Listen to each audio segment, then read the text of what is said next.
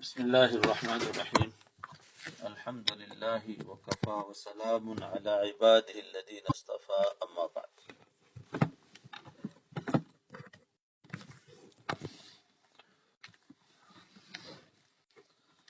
دیکھو بات چل رہی تھی پاکیزہ راستہ،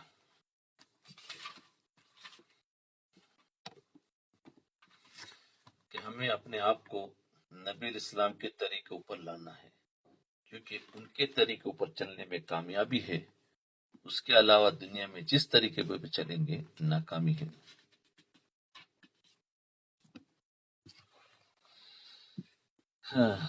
فحاشی، بے حیائی جب کسی قوم میں پھیلتی ہے تو اس کو اللہ برداشت نہیں کرتا۔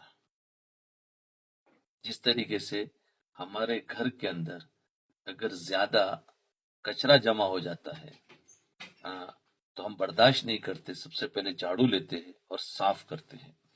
تو ایسے ہی فحاشی، بے حیائی جب کسی قوم میں پھیلتی ہے تو اس کو اللہ برداشت نہیں کرتا۔ اللہ نے کبھی نہیں کیا کہ اپنی دھرتی کو بے حیا نسل سے بھر دیا۔ سب سے زیادہ اللہ نے قوم لوط پہ عذاب برسایا۔ سب سے بڑا کافر فرعون ہے، جس نے کہا میں خدا ہوں، اللہ نے صرف پانی میں ڈبو دیا، یعنی صاف کر دیا زمین کو بھی۔ زمین میں بھی جب اس طریقے سے آ جاتے ہیں لوگ تو اللہ ان کو بھی پاک کرتا جاتا ہے۔ سب سے بے حیا قوم آئی لوط علیہ السلام کی، اللہ نے ان بدماشوں پہ 5 عذاب مارے۔ کسی قوم پہ 5 عذاب نہیں آئے، ایک تو زلزلہ، دوسرا فرشتوں کی چیخ، پھر تیسرا چہروں کا مسخ ہونا، اور پھر ابھی چوتھا اوپر کا نیچے، یعنی اوپر جا کر پلٹ دیا اور نیچے کا اوپر کر دیا، اور پھر اس کے اوپر پتھروں کی بارش۔ جی 5 عذاب ایک ساتھ میں آئے، آسمان تک اٹھا کے زمین پر پٹک کے مارا۔ میں قوم لوط کی بستیوں میں پھرا ہوں، جہاں قوم لوط کا عذاب آیا تھا وہاں پر حضرت پھرے ہیں، بستیوں میں پھرا ہوں، زمین کئی 100 میل ادھر بھی دھس گئی اور ادھر بھی دھس گئی۔ آج یہ انسانیت قوم لوط سے پیچھے نہیں کھڑی ہوئی ہے۔ جی آج یہ انسانیت قوم لوط سے پیچھے نہیں کھڑی ہوئی ہے۔ اللہ کی بجلیاں کڑکنے کو ہے، برسنے کو ہے، اور اس کی تلوار نیام سے نکلنے کو ہے۔ یعنی آج اس امت کے اندر بھی قوم لوط کی طرح بے حیائی داخل ہو چکی ہے تو اللہ اس کو نہیں چھوڑیں گے۔ میرے بھائیوں، اگر اس بے حیا معاشرے سے توبہ نہ کی گئی تو اللہ اسے توڑے گا۔ جیسے انڈے کا چھلکا ٹوٹتا ہے نا، اللہ اس غلاظت کو دھوئے گا۔ اگر اللہ وہی ہے، کوئی اور نہیں آ گیا۔ اللہ تو وہی ہے، کوئی اور نہیں ہے، اور قانون وہی ہے، اس نے کوئی بدلہ نہیں، تو یہ انسانیت کو مرنا پڑے گا۔ ان بے حیاؤں سے زمین کو پاک ہونا پڑے گا، اور زمین پاک ہو کر رہے گی۔ ان الارض للہ یرثها عبادی الصالحون، یہ زمین اللہ نیک لوگوں سے آباد کرے گا۔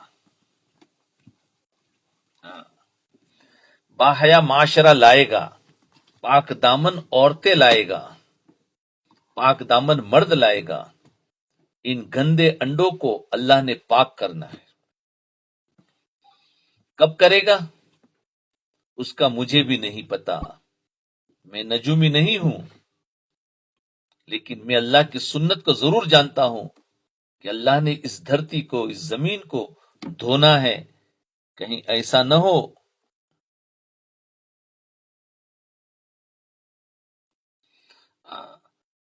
جی کہیں ایسا نہ ہو کہ ہم بھی خس و خاش کی طرح بہتے چلے جائیں، ہم بھی ان میں چلے جائیں۔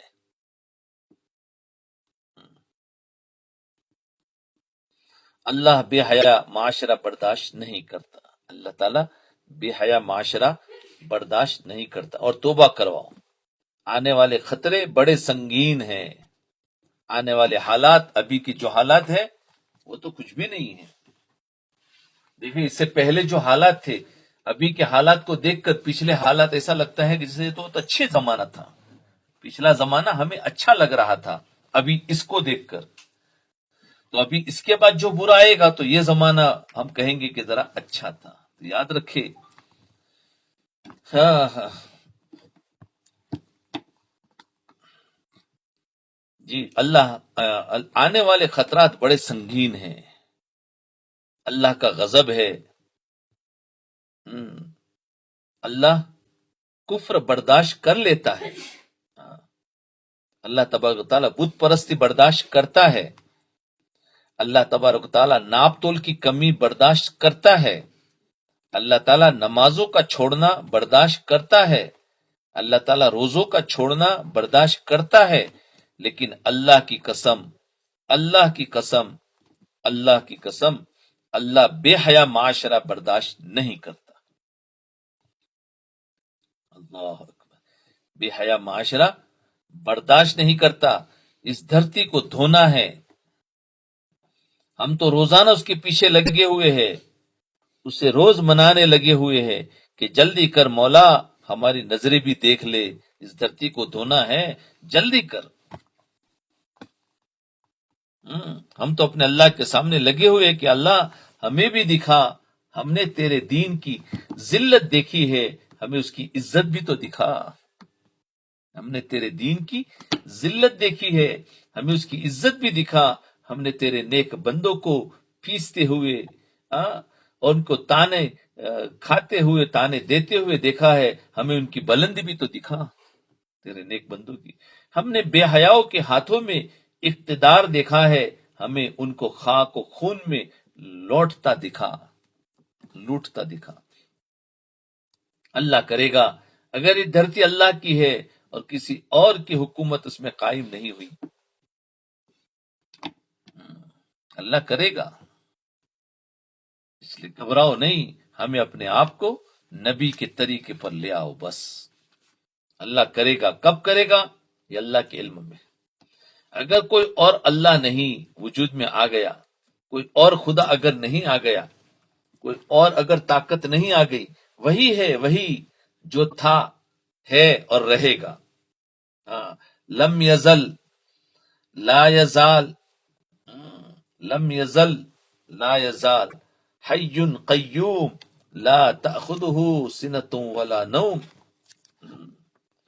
الاول الآخر الظاہر الباطن، حی قبل كل حی، حی بعد كل حی، حی فوق كل حی، حی دون كل حی، حی یمیت الاحیاء ولا يموت السبوح القدوس ربنا ورب الملائکة والروح رب العرش العظیم ورب السماوات السبع ورب الارض السبع ورب العرش العظیم ورب جبریل ومیکائیل ورب المشرقین ورب المغربین ورب المشارق والمغارب وللہ المشرق والمغرب فأینما تولوا فثم وجہ اللہ لہ ما فی السماوات وما فی الارض وما بینہما وما تحت الثری.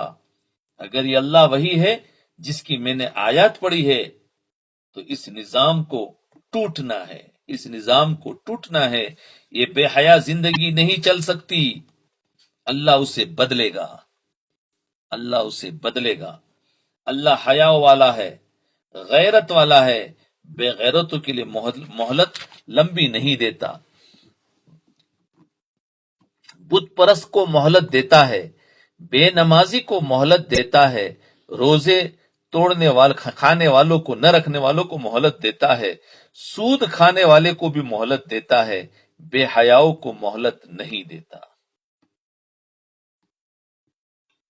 بھائیو، اللہ کے واسطے، اللہ کے واسطے لوٹ کے آ جاؤ، لوٹ کے آ جاؤ، لوٹ کے آ جاؤ، آ جاؤ، آ جاؤ. جیسے ماں کہتی ہے بچہ آ جا، بچہ آ جا، ادھر نہ جا، ادھر نہ جا، آ جا.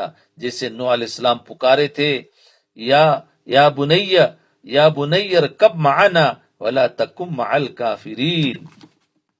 اے میرے بیٹے آ جا، آ جا، کافروں کے ساتھ مت جا، خود بھی توبہ کرو اور ساری دنیا سے توبہ کرواؤ.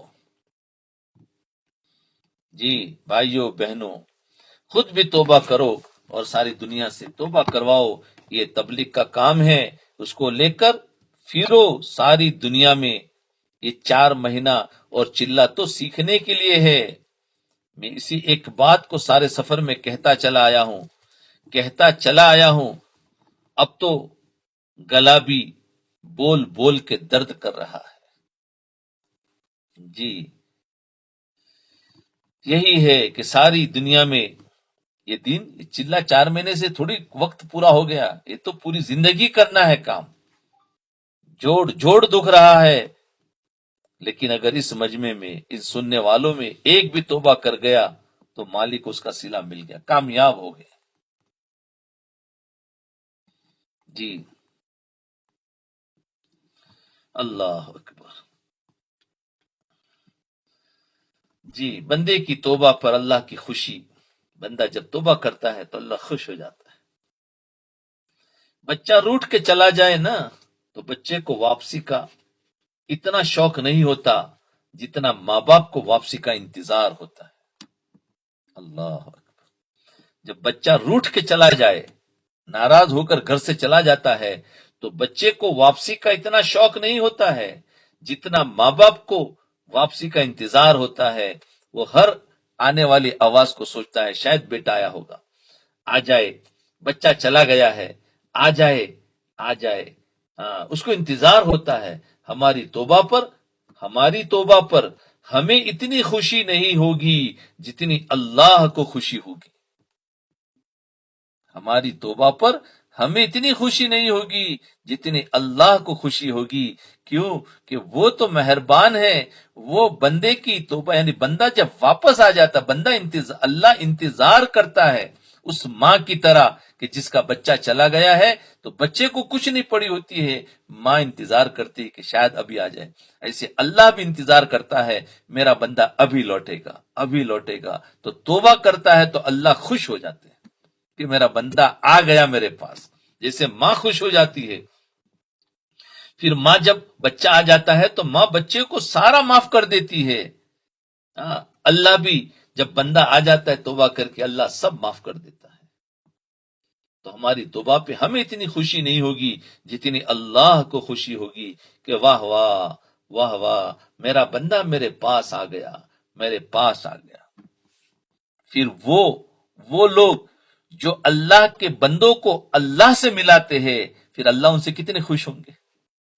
اگر ایک ماں کا بچہ گھر سے بھاگ گیا ہے اور کوئی انسان اس کو سمجھا بجھا کر اس ماں کے پاس لے آوے تو ماں بتاؤ اس لانے والے کو انعام دے گی کہ نہیں دے گی، دعائیں دے گی کہ نہیں دے گی. کتنی خوش ہو جائے گی کہ انسان کتنا اچھا ہے، میرے بچے کو کیسا سمجھا کر لے آیا ہے. ایسے ہی اللہ تعالیٰ کے وہ بندے جو بھٹک چکے ہیں اور وہ لوگ ان کو سمجھا کر اللہ کے پاس لے آتے ہیں، توبہ کرواتے ہیں، تو اللہ اس بندے سے تو خوش ہوتے ہیں، اس لانے والے سے بھی سب سے زیادہ خوش ہوتے ہیں. اسی کو کہتے ہیں دائی. کہ دائی کا کام کیا ہے؟ جو بیچارہ بھٹک گیا ہے، ناراض ہو گیا ہے، اللہ سے غصے میں آ کر بندہ چلا گیا ہے، اس کو سمجھاؤ بھائی وہ اللہ کتنا مہربان ہے، آ جاؤ. اس اللہ نے ہمیں کتنا دیا ہے. وہ سمجھا بجھا کر کچھ سالوں میں کچھ مہینوں میں آ جاتا ہے، توبہ کرتا ہے تو اللہ خوش ہو جاتا ہے.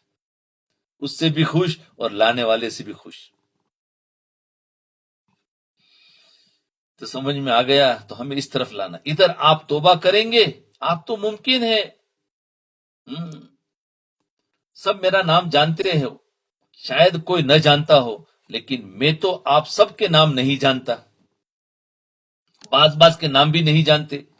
لیکن جو ہی آپ کہیں گے نا یا اللہ میری توبہ، یہ جتنے سننے والے ہیں یہ لوگ یا اس کے بعد یہ جو ریکارڈنگ جو بھی سنیں گے اور وہ کہیں گے یا اللہ میری توبہ، چاہے زبان سے نہ کہے دل میں کہے، اسی وقت اللہ کہے گا فوراً عرشوں پر اے فرشتو فلاں فلاں کے بیٹے اور فلاں فلاں کی بیٹی توبہ کر لی، تم گواہ رہو میں نے اسے معاف کر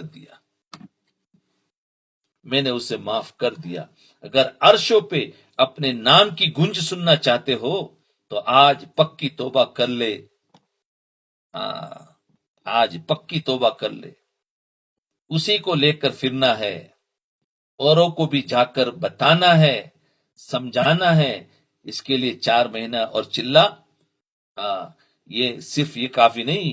ایک تبلیغی جماعت کے لیے چلہ نہیں مانگ رہے ہیں، آپ کی اپنی ذات کے لیے اور اپنے لیے مانگ رہے ہیں۔ میں اللہ کا بندہ بن جاؤ، بس میں اللہ کا بندہ بن جاؤ، آپ اللہ کے بندے بن جائے، اس کو لے کر نکلو، چلو پھرو۔ اللہ یہ جہاں بھی بنائے گا اور وہ جہاں بھی بنائے گا، اللہ اس دنیا کے کاموں کو بھی بنائے گا اور اللہ آخرت میں بھی بنائے گا۔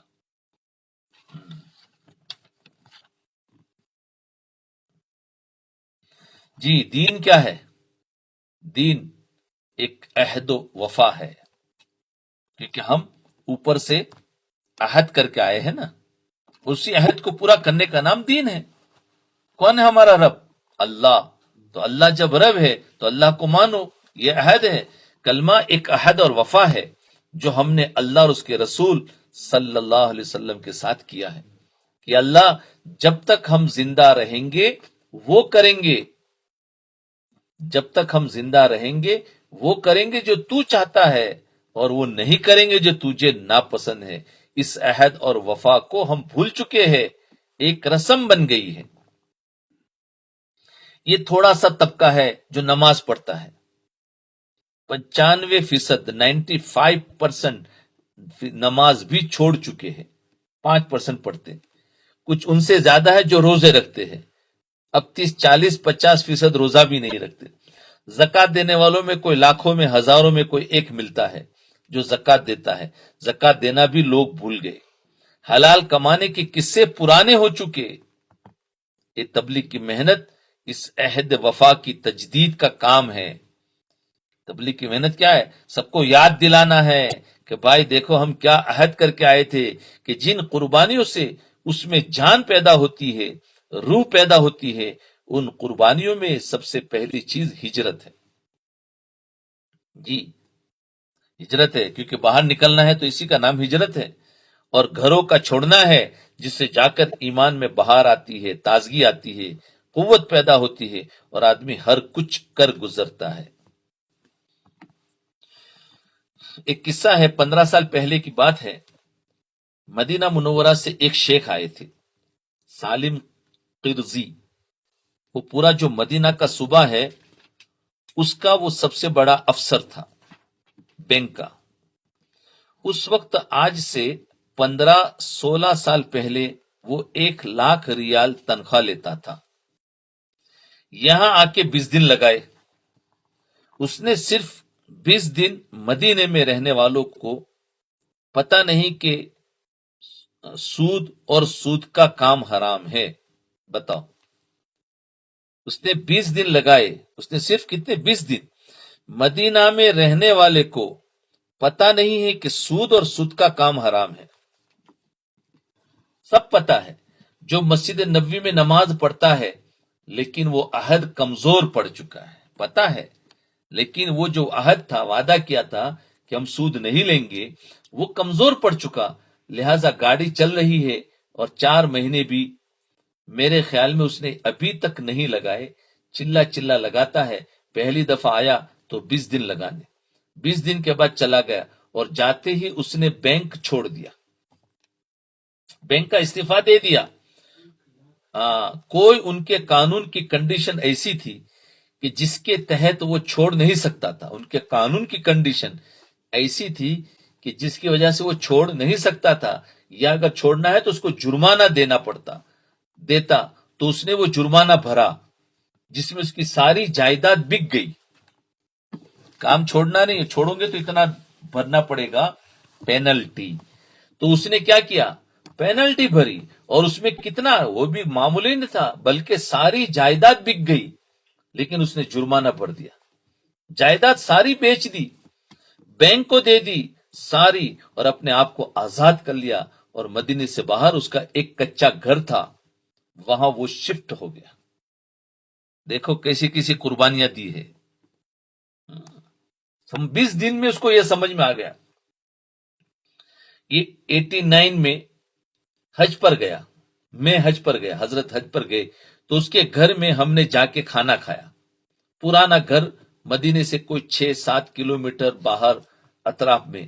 اب کام کیا شروع کیا، اس نے صحرا سے، جنگل سے بکریاں لے کر آیا اور آ کر مدینے کی بکری منڈی میں ان کو بیچا. 1,00,000 سعودی ریال کمانے والا 500 ریال لے کر گھر جا رہا ہے. جی، اور گھر جا کر بیوی کے ہاتھ میں رکھا اور دونوں رو پڑے کہ آج پہلی حلال روزی ہمارے گھر میں داخل ہوئی ہے، خوشی سے رو رہے ہیں. اللہ اکبر کبیرہ، کیا گزری ہوگی، آسان کام نہیں ہے. کیا اس کا بینک بیلنس ہوگا، اور پھر اس پر خوش ہو رہے کہ ہم حلال، خوشی سے رو رہے. اور 500 کہا اور 1,00,000 ریال کہا، اور دونوں خوشی سے رو رہے ہیں کہ آج پہلا حلال رزق ہے جو ہمارے گھر میں آیا. اسی سال ہم چلے گئے حج پر، تو اس نے وہاں بلا کر ہمیں کھانا کھلایا. وہ تو پہلے بھی جانتا تھا کہ یہ کام حرام ہے، پہلے بھی جانتا تھا کہ یہ کام حرام ہے، پھر اس وقت کیوں نہیں چھوڑا؟ ہاں، یہ ہے سوال. کیا لوگ نہیں جانتے کہ یہ حرام ہے، لیکن کیوں نہیں چھوڑا اس وقت؟ ہجرت، گھر چھوڑنا، ایمان میں ایک لہر اٹھتی ہے، وہ ہجرت کی برکت تھی. اس نے دین کے خاطر گھر چھوڑا تو اس کی برکت سے اس کے اندر ایک نورانیت آئی اور اس کا ایمان بنا، اور اس نے ارادہ کر لیا کہ اب تو یہ کام کرنا ہی نہیں ہے. جانتا پہلے بھی تھا لیکن چھوڑتا نہیں تھا، اور اب ایمان اتنا بنا کہ سب کچھ بک جائے گا تو چلے گا لیکن میں اس کام کو نہیں کروں گا. یہ ایمانی پاور آیا. پہلے علم پاور تھا، صرف علم تھا، سمجھے؟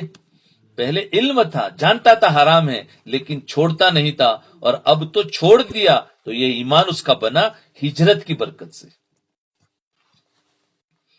ایمان میں ایک لہر اٹھی، ہر چیز کو تنکوں کی طرح بہا کے لے جاتی ہے. پھر ایمان، وقت صحیح لگنا چاہیے. تو آپ سارے بھائیوں کی خدمت میں گزارش ہے کہ اس راستے کو پہلے حق کی نہ سمجھے، بہت مبارک راستہ ہے. اس راستے میں وقت ضرور لگائے، نیت تو اس کی فرما لے کہ انشاءاللہ جب بھی وقت لگانے کا موقع آئے گا ہم ضرور لگائیں گے. اور کم سے کم 3 دن سے شروع کرے. اپنی مسجد سے، آپ مختلف جگہوں سے، جب بھی اللہ تعالیٰ کام کھولے گا ضرور اپنی مسجد سے 3 دن اس کے لیے نکلنا شروع کرے. یہ 3 دن کا نکلنا ایک دن آپ کی زندگی کے بدلنے کا ذریعہ بن جائے گا، زندگی کے بدلنے کا ذریعہ بن جائے گا، یاد رکھنا. اور دیکھو، نماز کی پابندی کرے.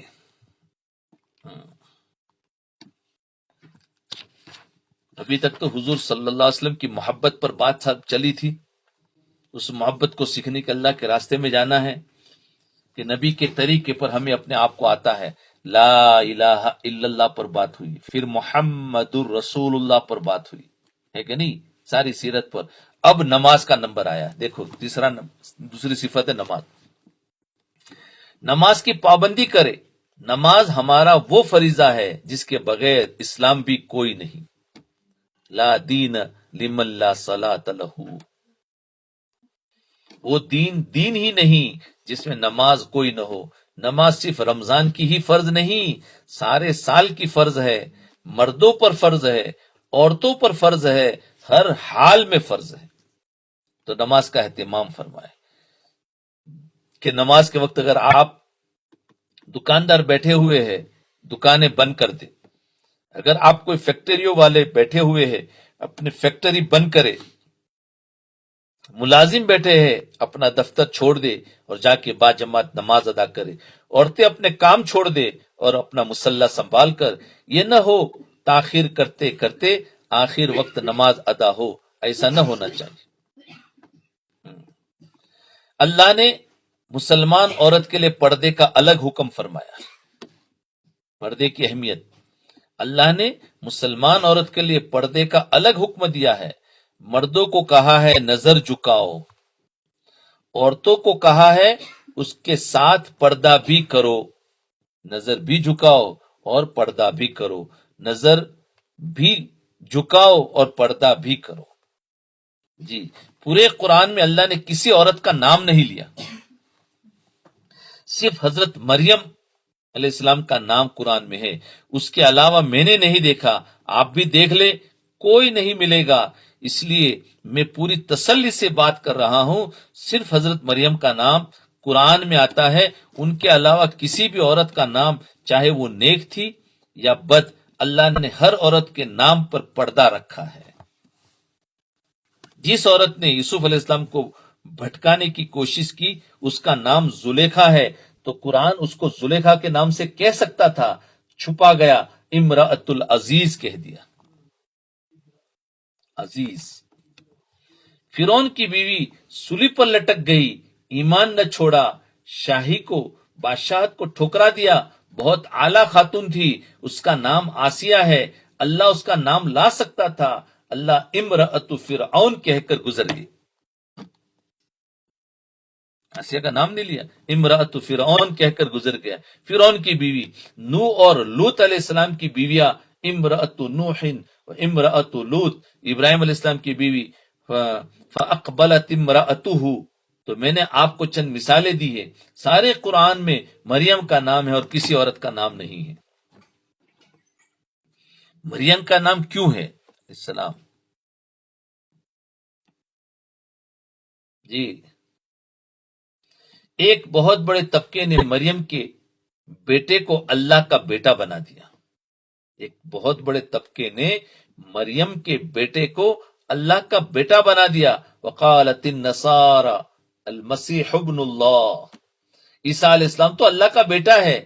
اس الزام کو دھونے کے لیے اللہ پکار اٹھے ہے، نہیں نہیں، ذالک عیسی ابن مریم، میرا نہیں، مریم کا بیٹا ہے. الزام لگایا تھا تو اللہ تعالیٰ نے نام لیا، اس وجہ سے نام لینا پڑا. یہاں چونکہ وضاحت کی ضرورت تھی تو مریم کے نام کو کھول دیا، ورنہ اللہ نے کسی نیک، بد، اچھی، بری کسی بھی عورت کا نام قرآن میں ذکر نہیں کیا، نسبت سے لائے. فلاں کی بیٹی، فلاں کی بیوی، فلاں کی بہن، نام نہیں آیا. اور دیکھو پردہ دل کا نہیں چہرے کا ہے. کہتے ہیں نا ہم تو دل سے پردہ کرتے ہیں. بہت سے لوگ یہ سنی سنائی باتیں، بولے پردہ تو دل کا ہوتا ہے. بھئی دل کا نہیں، چہرے کا ہے. یہاں پر ایک مسئلہ نکلتا ہے اور اس سے علماء ارشاد فرماتے ہیں کہ اللہ تعالیٰ کو عورت کا نام بھی ظاہر کرنا پسند نہیں ہے، سوائے اشد ضرورت کے. جو رب عورت کے نام کو بھی پردے میں دیکھنا پسند کرتا ہے، وہ رب کیسے پسند کرے گا کہ وہ عورت منہ کھول کر باہر نکل آئے؟ وہ عورت کیسے پسند کرے؟ وہ رب کیسے پسند کرے گا کہ وہ عورت منہ کھول کر باہر نکل آئے؟ پردہ تو چہرے کا ہوتا ہے. ہمیں کہا گیا ہے پردہ دل کا ہوتا ہے. دل تو پہلے ہی پردے میں ہے. ہاں اگر دل بے پردہ ہوتا تو کہاں جا سکتا تھا؟ تو کہاں جا سکتا تھا؟ دل کو ڈالے پردے ہے، دل کے اوپر تو پردے ڈالے ہیں. دل تو اللہ نے پہلے ہی بہت سارے پردوں میں چھپایا ہوا ہے. اس لیے یاد رکھو کہ دل کا پردہ کہہ کے نکل مت جاؤ، چہرے کا پردہ کرنا ضروری ہے.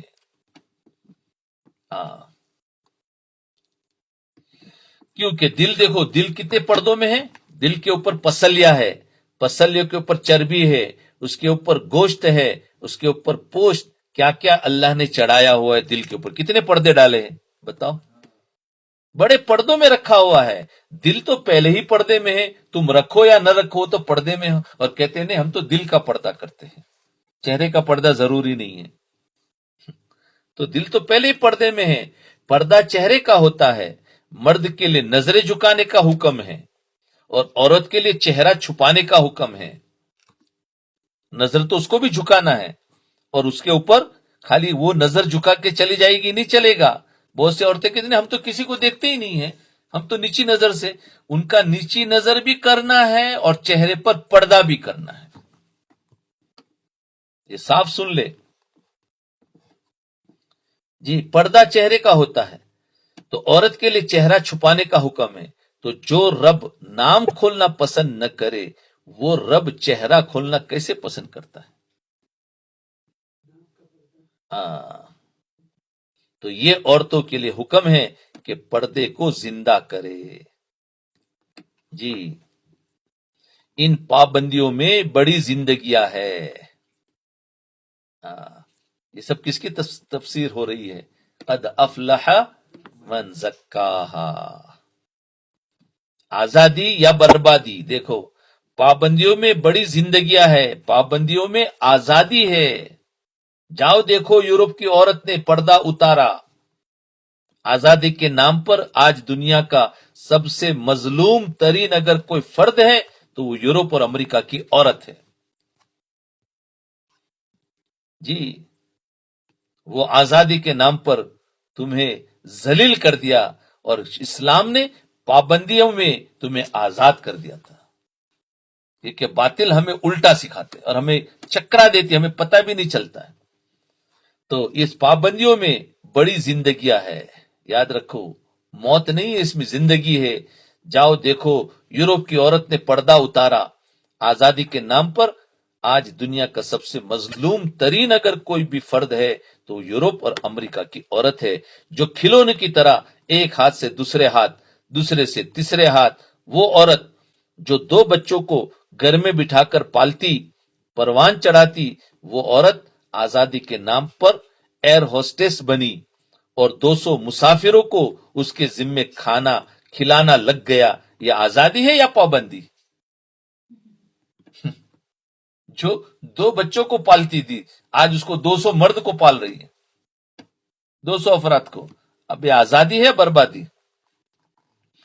جو ایک خاوند کی حلال نظروں کے لیے بنائی گئی تھی، جو ایک خاوند کی حلال نظروں کے لیے بنائی گئی تھی، وہ 200 مردوں کی ہوسناک نظروں کا شکار ہو رہی ہے، اور ہر ایک کو مسکرا کر دیکھ رہی ہے، ان کو پانی پلا رہی ہے، چائے پلا رہی ہے، کھانا کھلا رہی ہے، وہ بدتمیزی بھی کرے تو آگے سے مسکرا رہی ہے۔ یہ آزادی کا نتیجہ ہے۔ آزاد ہے؟ بتاؤ، اس آزادی کے پیچھے کیا ملا ہے کہ ہر کاؤنٹر پر عورت بیٹھ گئی ہے، تو لوگوں نے تو بیوقوف بنایا ہے۔ تو یہ آزادی پر بربادی کر دی، اسلام نے پابندی پر آزادی دے دی تھی۔ سمجھے؟ اور ہم دوسروں کو سمجھاوے۔ امہات المؤمنین کی خصوصیات دیکھو، اسلام نے عزت دی ہے، گھر میں بٹھایا ہے، نسل کی آبیاری کے لیے، نسل کی تربیت کے لیے گھر بٹھایا۔ وقرن فی بیوتکن، گھروں میں رہو۔ اور ہماری عورتوں کے لیے نمونہ آج کی عورت نہیں ہے، ہماری عورتوں کے لیے نمونہ حضور صلی اللہ علیہ وسلم کی عورتیں ہیں، اور اللہ ہمارے نبی صلی اللہ علیہ وسلم کی عورتوں کو قرآن میں عزت دے رہا ہے۔ 9 چیزیں ہیں حضور صلی اللہ علیہ وسلم کی بیگمات کی خصوصیات جو قرآن میں آئی ہے۔ میں اس وقت ان میں سے صرف ایک آپ کو بتاتا ہوں کہ اللہ تعالی ہمارے نبی کی عورتوں سے کہہ رہا ہے، یا نساء النبی لستن کاحد من النساء، اے میرے نبی کی عورتوں، کوئی عورت تم جیسی نہیں، تم اور عورتوں جیسی نہیں ہو۔ یہ کہاں ہے؟ یہ کہاں ہے؟ لفظ احد ہی ہے اور اوپر نفی ہے۔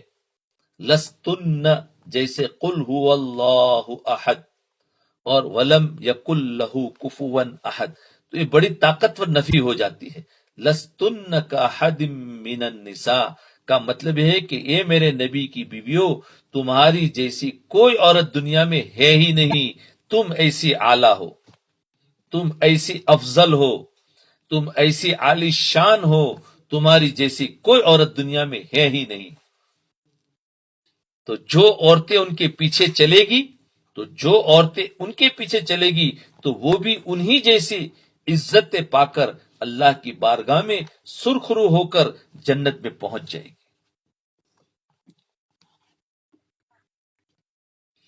اور اگر آج کی بازار کی عورت کو دیکھ کر چلنا ہے تو سوائے تباہی کے اور کچھ نظر نہیں آ رہا۔ آگے کا مستقبل انتہائی بھیانک نظر آ رہا ہے۔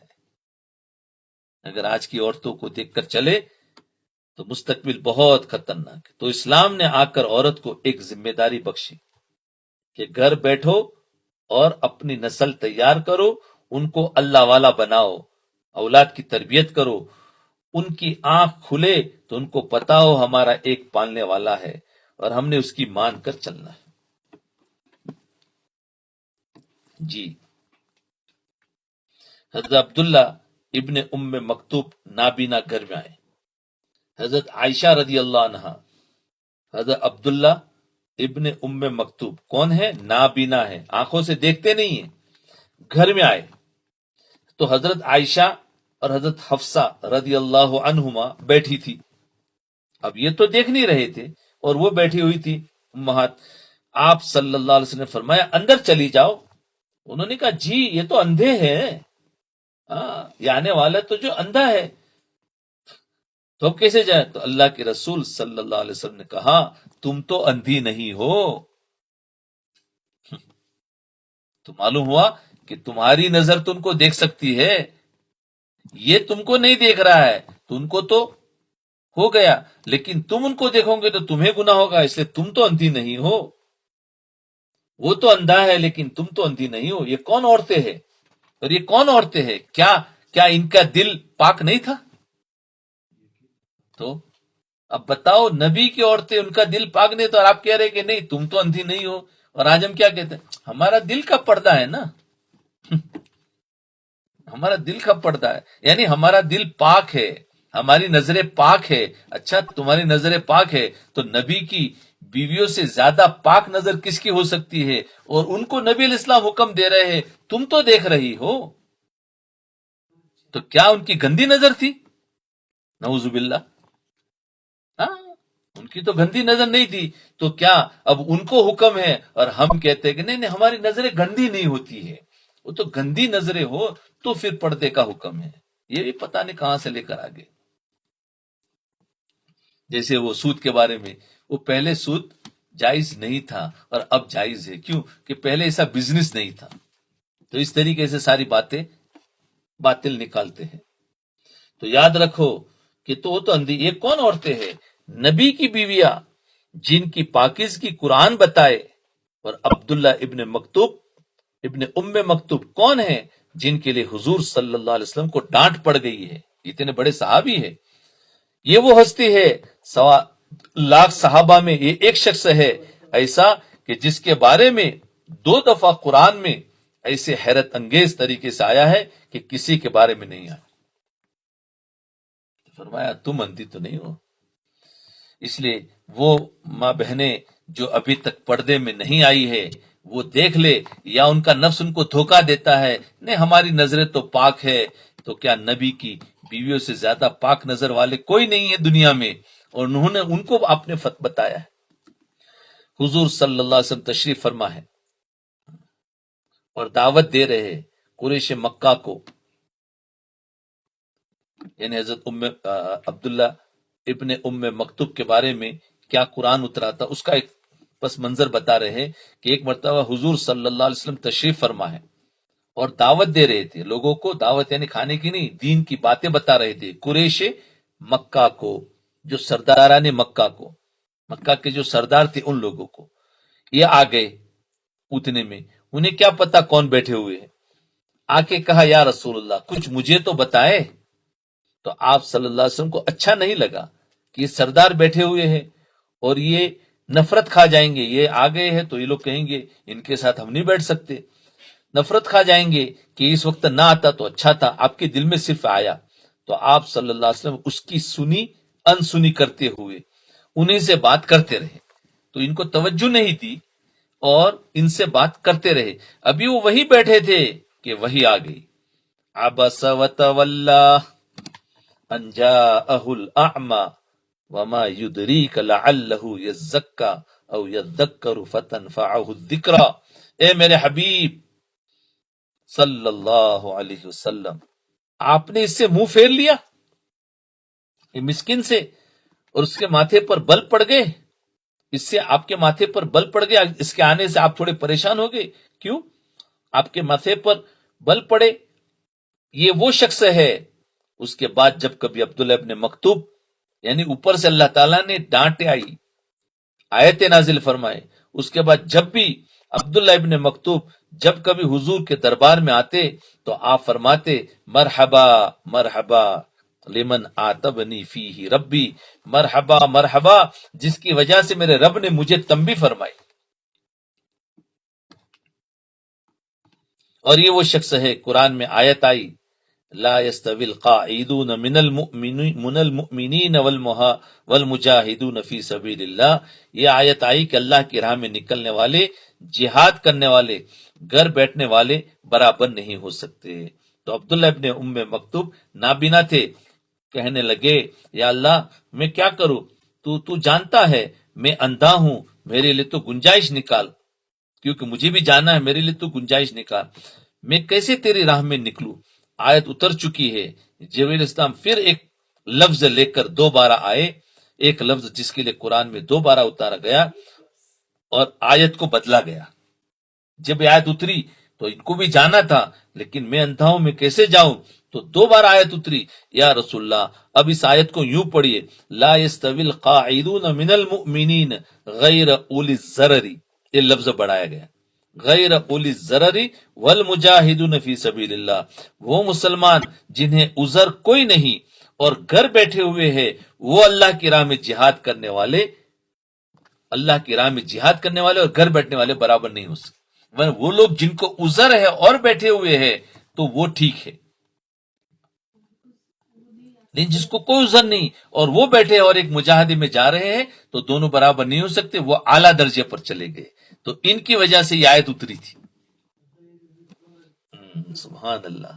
اب ان کی وجہ سے آیت اتری اور ہزاروں کو قیامت تک آنے والے انسانوں کا فائدہ ہو گیا، سب کا فائدہ ہو گیا۔ ہاں جو عذر والے ہیں ان کے لیے معافی ہے، غیر اولی ضرری ایک لفظ کے لیے جبریل کو بھگایا گیا۔ یہ ہے وہ عبداللہ ابن ام مکتوب، ان سے حضور صلی اللہ علیہ وسلم اپنی فرشتوں سے پاکیزہ بیگمات کو فرما رہے اندر چلی جاؤ، اندر چلی جاؤ یا رسول اللہ، اندھا ہے۔ کہا تم اندھی نہیں، ارے یہ ان کی وجہ سے نہیں ہو رہا ہے، ان کی وجہ سے نہیں ہو رہا ہے، اس محبوب کو پتا تھا میری امت آگے آ کر کیا کرنے والی ہے، یہ ان کے لیے اصول بنائے جا رہے ہیں۔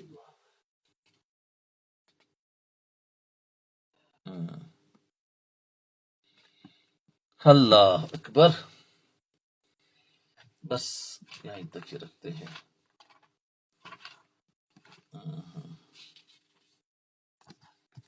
اللہ اکبر کبیرہ۔ تو یہ ہے کہ پردے کے بارے میں بہت ساری باتیں آئی اور ہم اپنی زندگی کو نبی کی زندگی کے مطابق لے آئے۔ ہاں، اور عورتیں نبی اسلام کے ازواج مطہرات کی زندگی کے مطابق آپ کی بیٹیوں کی طرح بن جائے تو کامیاب زندگی ہے۔